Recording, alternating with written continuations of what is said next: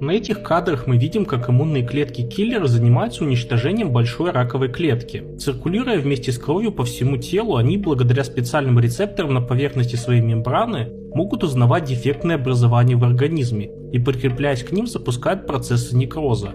Это один из важнейших механизмов противоопухолевой защиты.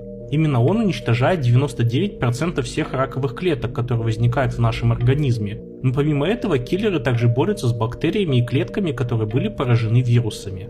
На данный момент ученые активно изучают эти клетки, поскольку они являются перспективными кандидатами для использования в лечении и профилактике раковых заболеваний. Уже определено, что при введении клеток-киллеров они почти не вызывают в организме реакции отторжения. Кроме того, они не оказывают токсичного воздействия на здоровые клетки, что снижает вероятность появления побочных эффектов при лечении. Однако на данный момент получить клетки-киллеры в достаточном для терапии количестве очень сложно, что и затрудняет их использование